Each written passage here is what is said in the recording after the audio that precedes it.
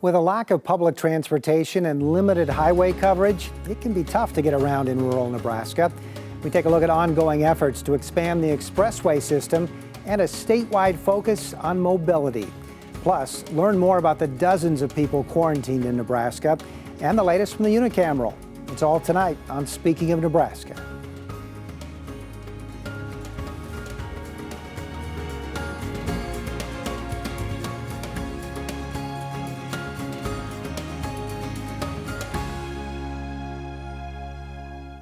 Thanks for joining us on Speaking of Nebraska. I'm NET News Director Dennis Kellogg. Tonight we'll meet a man quarantined at Camp Ashland with his family while being monitored for symptoms of the coronavirus. And NET's Fred Knapp will update us on the latest property tax relief efforts at the legislature. But first, we take a closer look at transportation challenges and options in rural parts of Nebraska. Becca Costello of NET News reports on Nebraskans across the state working to expand those services. Long drives on rural roads are just part of the job for David Mentzer. About 2,600 people live on the Winnebago Reservation in northeast Nebraska. Mentzer manages Winnebago Tribal Transit, a bus system that travels to employers like Wynn Vegas Casino, downtown Sioux City, and some college campuses. In rural areas like this, narrow, winding roads can make driving difficult. Not to mention, up to 75% of Nebraskans in this part of the state don't have regular access to a vehicle. Around here, you live in a rural area. Sometimes it's hard to even get from out in the country into town or a small town to meet up with transportation. A lot of my drivers, they do their best to give every opportunity to any of our passengers in the rural community to get where they need to be from point A to point B. This model is actually pretty common across the state. 82 of Nebraska's 93 counties have some form of public transportation. But even getting to a bus stop can be a challenge. Some of these operations are more direct, picking you up at the door and dropping you off right at your destination. We can transport people between Lincoln and Omaha, but when we drop them off in Omaha, let's say at the Westroads Mall, how are they going to get to their final destination? So we need to make sure that people have access to public transportation, or perhaps some of that is provided by a transportation networking company like Uber or Lyft, or a taxi cab. One of those solutions comes from a Nebraska native working to solve this nationwide problem. I grew up in a small town called Virginia, Nebraska. There are 96 people, if you count the cats and dogs, on a dairy farm. And transportation for me growing up is we rode the school bus. It was about an hour to get in and out of town, and I didn't know there was any type of public transportation. Phoenix Mobility Rising works in rural areas in 5 states, including a recently launched project in western Nebraska. Panhandle Trails is recruiting volunteer drivers to transport riders to bus stops for the existing route that covers 16,000 square miles. If they're in a part of the community that there is no public transportation, getting to the bus stop is also a challenge. And so we're just really excited to work with Panhandle Trails to bring those first and last mile opportunities together. Most of the transit options are subsidized by the Nebraska Department of Transportation, which supports more than 60 rural transit providers across the state. NDOT manages state and federal funding available specifically for rural transportation. The money can cover 75% of operating costs and 90% of buying vehicles. The rest is up to local agencies to fund, which can be a major barrier. But it's a challenge worth facing because of what it means for Nebraskans like Deb Lash of Columbus, who uses a motorized wheelchair. It really is a lifeline for seniors and people in wheelchairs and motorized chairs, walkers, because it makes them more independent. And like me, I can't get into a regular car, and I can't afford a vehicle that's got a lift on it. So this is my only option of getting around town to the grocery store, Walmart, even lunch with friends. It's the only option I have. Although transit options in the state have grown in recent years, there's still a general lack of awareness that rural public transportation even exists and that anyone can use it. In Cedar County, since 2015, they have more than doubled their ridership, and that's not because the population of the county has doubled, but we have a true transit champion in Cedar County, and she has marketed the service, and she has expanded the service area. Recent growth is no accident. NDOT has prioritized mobility over the past several years and is pushing to expand options even more. It's all part of the effort to get Nebraskans anywhere they want to go. For Speaking of Nebraska, I'm Becca Costello.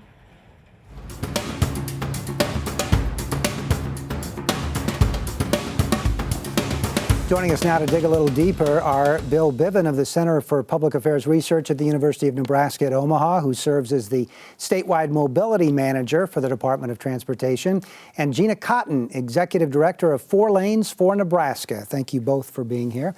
You both come at this issue from different perspectives. So I want to ask you right off the top, considering your perspective, Gina, you safety and economic development, and Bill, mobility, moving people around. How are we doing in Nebraska? Do we have a good system? Is the state really on top of transportation needs? Gina, we'll start with you. I think there's always room for improvement, right? I think we do a nice job, but I think we could do better. Especially in the rural communities. I think their voices may be not as heard as much as people in the urban communities. And that's kind of where I serve, to kind of help let the state know that we can't forget about our rural communities. We're a big ag, obviously a big ag state. A lot of semis driving on those roads. People don't realize the amount of traffic on those roads, and safety is a big deal. We do a good job, but we could do better. And Bill?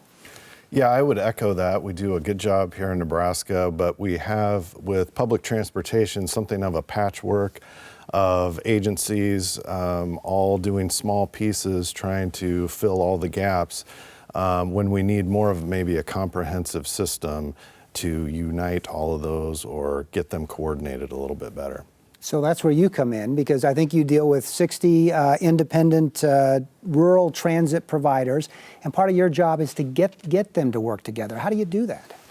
Well, we've taken a number of steps to do that. One was to regionalize the state. We've made 6 regions throughout the state. And then having those agencies meet together, get to know each other. We had some low-hanging fruit, like just preparing a quick reference guide for all the people in an area, and then giving that to them so that if maybe their agency doesn't make a trip to a destination, they know another one does, and they can pass that information along to their clients. And that could be a short-term solution, but you're looking at long-term solutions like technology. Absolutely. We're looking at technology for all the agencies in Nebraska, and part of that technology requirement is going to be that the data be able to be shared between agencies and with the state of Nebraska. So no matter what technology partner they may choose, there may be 8 different companies, for instance. They will all have that requirement to share that data and have that open source component. Gina, I think you described yourself as a professional squeaky wheel. 100%. So tell us about your work with 4 Lanes for Nebraska. Absolutely. So I am their voice. I drive on those roads. A lot of my board is up in Norfolk, Nebraska, so I drive on 81 and 275. And I get it. I see what they're talking about. And I'm here in Lincoln, so I'm a little closer to where the action is, you might say. So I say my professional title, squeaky wheel. We have to get it done. I've listened to them talk about when Kay Orr was governor, promising 275 will be done. That was in 1988. So I need to squeak a little harder and a little louder to get that done. And we're making great progress, but once I get 275 underway, I'm gonna jump right over to 81. So the squeaky wheel will continue, because those rural communities really do need that transportation. Safety is key, but the economic development is also key up there. And let's talk about safety. Okay. So on these 2-lane highways, what are the major safety concerns? Oh my gosh. So I just had a board member share with me trying to turn left. You have all of this oncoming traffic, and there's semis and trucks and high school students, and you want to turn left. That's almost impossible. So he just shared with me recently, he was sitting there, the traffic came to a still, it was stopped. A semi is coming up from behind him, and he's thinking, do I go left into oncoming traffic, or do I get off on the shoulder, which is falling apart, to avoid the semi? And he said he did go off to the right, and sure enough, just as that semi was screeching his brakes, the traffic cleared and the semi was able to go through. And he says, he's an experienced driver, but what about a 16-year-old? That's where it gets very scary. They might not have that wherewithal to be able to say, what are my options here? So safety's a big issue, very big issue. And you talked about a few different highways. The state's been working to expand the state highway system since Yes. 1988. There's about 160 miles that are left that aren't Yep. finished yet. So what is on the horizon for those last few sections? So we're making progress. So we just finished, the U.S. Army Corps of Engineers came in to do a little, we have some wetlands on 275. They just completed their study. We're not seeing any major red flags. Obviously, it's a wetland area. It's recently been closed because of some of the ice and the flooding, which is a huge problem. But we do think we're going to turn dirt in 2021 in the spring. So we're gaining great progress there. I'm very optimistic about that. Talking about projects, Bill, let's talk about inner city bus routes. Now, they're looking at one between Grand Island, Kearney, and Hastings, and also there's been talk about one between Lincoln and Omaha.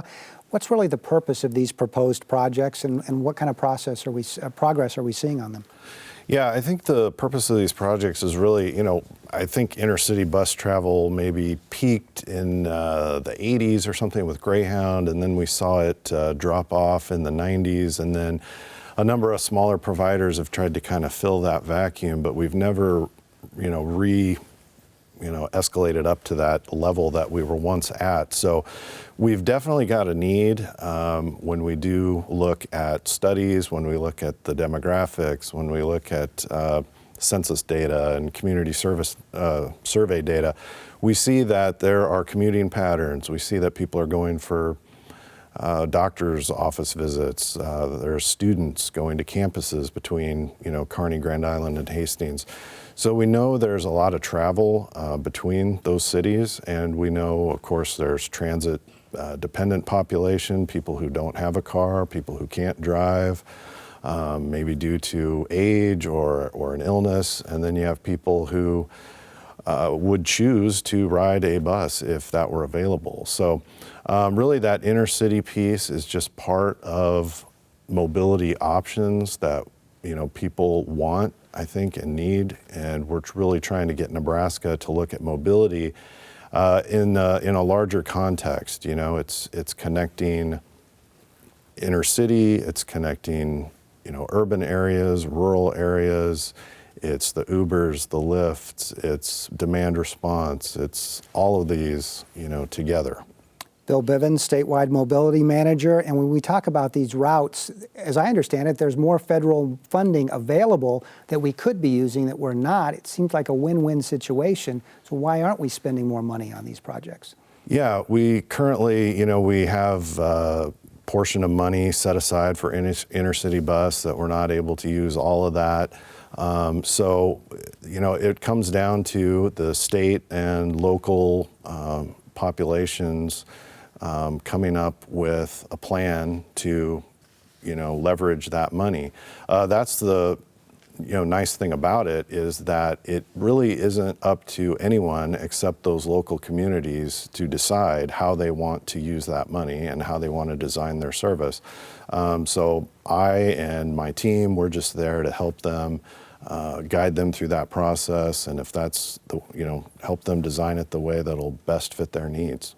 Gina Cotton, Executive Director of 4 Lanes for Nebraska. I want to build on that a little bit and talk with you about the importance of making those decisions at the local government level versus the federal level. How important is that? That's hugely important. Although I'm all for a major infrastructure bill to go through, I'm hopeful of that. I think that's something we can all agree on. But I think locally we understand what the needs are. They understand the traffic patterns, and some things that are dictated nationwide don't necessarily fall within a local community. So sometimes there's such regulations on how you build on a federal system, and maybe that doesn't apply on a local system, and maybe it's more expensive to do it that way, and it's less expensive if we have more local control. So there's a lot about having it locally that's hugely important. Your organization commissioned a study to determine the economic impact of converting Highway 275 and 81 in northeast Nebraska. And those studies estimated a combined impact of more than $4.5 billion over 15 years. Talk about that study and talk about how you reached those numbers. It's huge. Well, I didn't reach those numbers.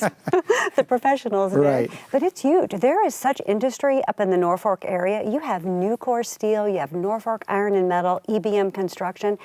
there's a lot of industry that travels those roads. That's just the industry. But then you have all the agricultural, you have the farms up there, you have cattle ranches, and so all the feed trucks that come through. I mean, if you just travel that road on one day, you'll be surprised at all that you see. Cattle trucks, pig trucks, feed trucks, steel trucks. It's just amazing. A lot of commerce going up and down that highway. Bill Biven, you touched on this a little bit earlier, but I want to go back to it. The impact of demographic changes on the state. I think this is pretty interesting because you have an aging population, so you may have fewer drivers there, but you also have some younger drivers or younger people who maybe are choosing not to drive. All of them are depending more on public transportation. Yeah, we're seeing that more and more with younger people who, maybe wait longer and longer to get a driver's license, for any number of reasons. Maybe it's safety, maybe it's, they have other transportation options and don't feel the need to get one. But yeah, you mentioned it, that aging population. We are in the midst of that demographic change right now, so we're going to see more and more households without cars, people who can't drive or choose not to drive in that aging population. So those people are going to need ways to get out and about in the community and spend their money. And the longer we can keep those people aging in place, aging in their own homes, the more they'll be able to contribute to local economies, pay taxes, shop in the local stores, and that kind of thing. Just another thing I wanted to say about economic impacts was with transit dollars, also, every dollar we spend on public transit, it's hard to measure, the ripple effect exactly, but that does come back to the local economy twofold, fourfold, et cetera. Gina, there are distinctly different needs for rural and urban areas when it comes to roads. Do you think Nebraska is doing a decent job of addressing both the rural needs and the urban needs? Well, I'm the squeaky wheel for that, for those rural needs. It's a challenge for them, and I understand the challenge. You have high density population that there's a lot of voices. We have potholes and we have this that needs to get fixed. But I go for that safety issue, and I pull that fatality report every morning, and I see that right now we have 18 deaths across the state of Nebraska. 4 are urban and 14 are rural. So I tend to think that's a little more important, coming obviously from a safety standpoint.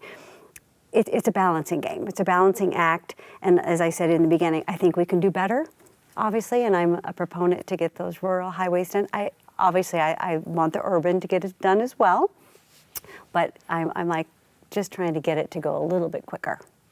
Bill, when you look at other states that are out there as potential models for what Nebraska could be doing, I think before you've pointed to Colorado as someone that maybe we can look at, some place that we can look at. Yeah, Colorado is definitely a state that's doing a lot with intercity bus. They've done a good job of initially just connecting like Fort Collins and Denver area. And then once the rest of the state saw how successful that was, they were like, we would like that too. And so it has really spread statewide. And we think we can do the same thing in Nebraska. Once we get some intercity bus, going, we think that more areas will want it, and we think it'll be easier to expand across the state. So as we wind down here, I just want to ask you both, what's the one thing that you think Nebraska can do to make the biggest difference, Gina, from your standpoint, from a safety and economic development perspective?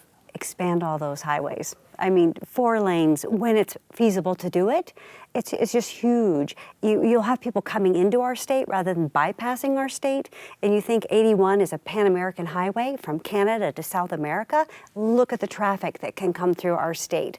That would be fantastic. I think people would come through us rather than to go around us. Bill, where do you put your vote? I'm going to put my vote in investing in public transit. Those intercity bus projects, I mean, between Lincoln and Omaha, that seems like a real no-brainer. We've got a lot of people that could serve, and then in that Tri-City area, a lot of traffic between those 3 cities as well. I think it would serve a lot of our population. Interesting topic. Bill Biven, Statewide Mobility Manager, and Gina Cotton, the Executive Director of 4 Lanes for Nebraska. Thank you both for being here with us. Thanks for having us.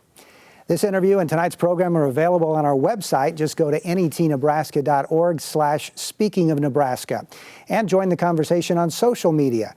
Find us on Facebook and Twitter at NET News Nebraska.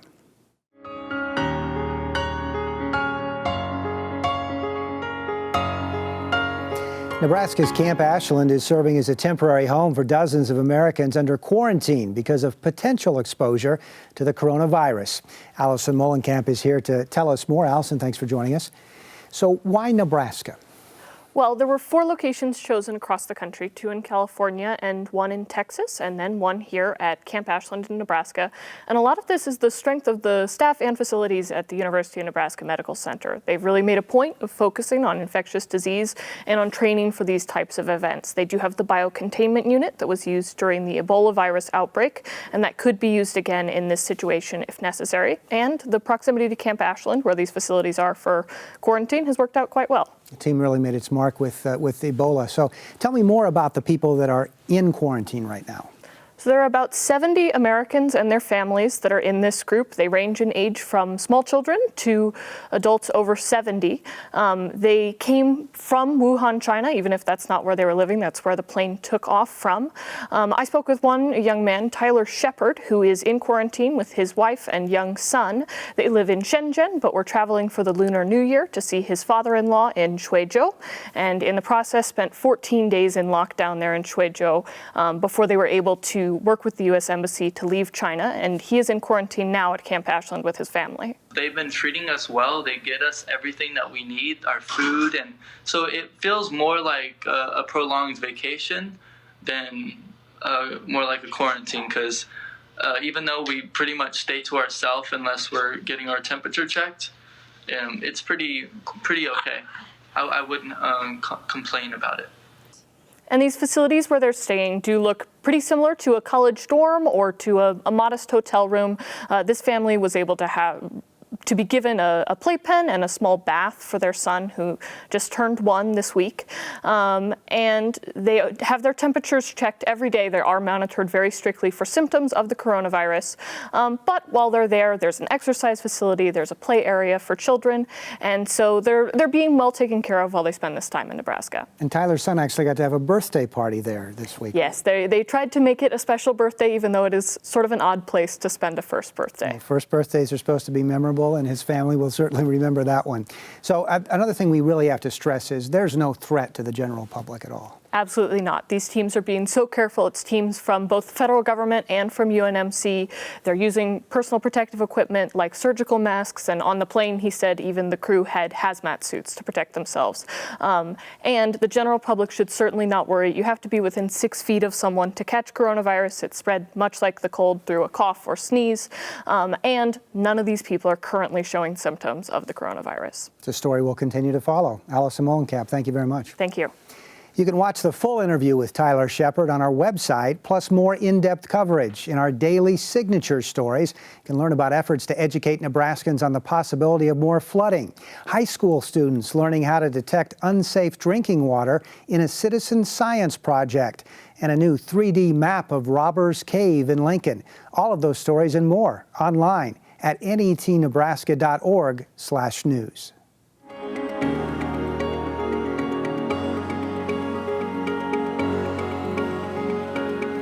State lawmakers are about a third of the way through this year's legislative session. Fred Knapp of NET News joins us to discuss a little bit about what they've been talking about recently. And the Youth Rehabilitation and Treatment Center in Kearney has had some problems, and that's come up on the legislative floor. Right. The YRTC is an option where juvenile courts can send people between ages 14 and 19 if they've committed offenses that, if they were adults, would be misdemeanors or felonies, things like burglary and assault.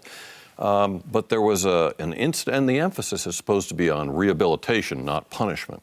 But Sarah Howard, the senator who's chair of the Health and Human Services Committee, described an incident this past week where some of the boys there disassembled beds, metal beds, and assaulted staff members with the pieces and sent 3 or 4 of them to the hospital. This is part of what she said. I am concerned about what's going on at Kearney. I am concerned about the safety of the kids there, the girls there, and I'm concerned about the staff. I'm getting calls and emails and texts and pictures of bloodstains that are still on the floor from the assault that happened on Friday.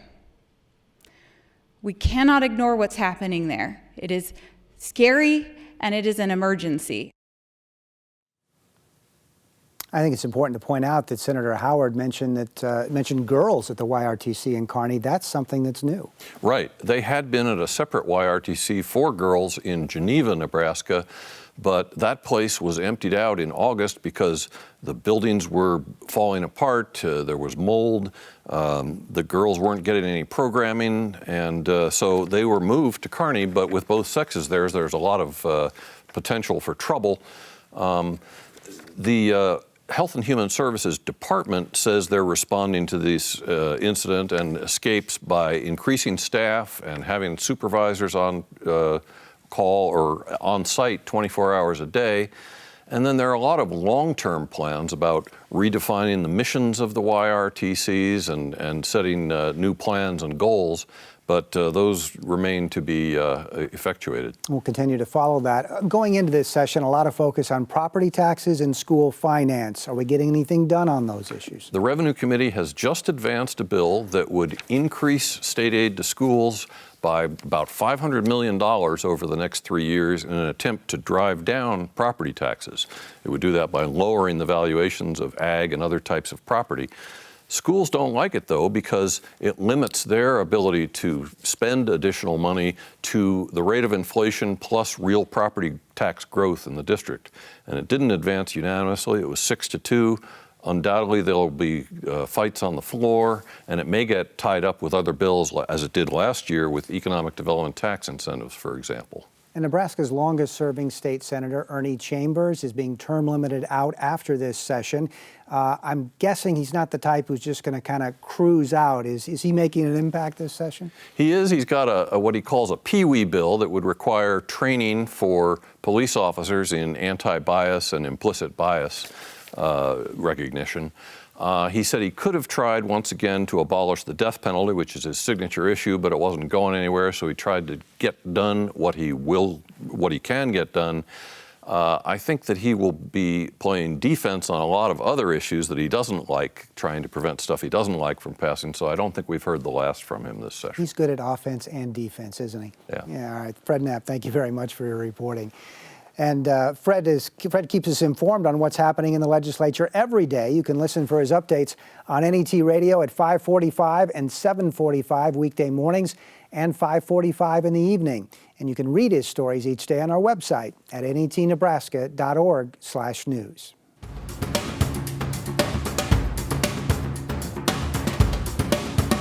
That's all for this week on Speaking of Nebraska. Thanks to Bill Biven and Gina Cotton for joining us, and to Allison Mullenkamp and Fred Knapp for their reporting, and all those behind the scenes who work to bring this show to you. Next week, we take a closer look at sustainable agriculture and the short-term and long-term impacts on Nebraska. Until then, I'm NET News Director Dennis Kellogg. Thanks for watching.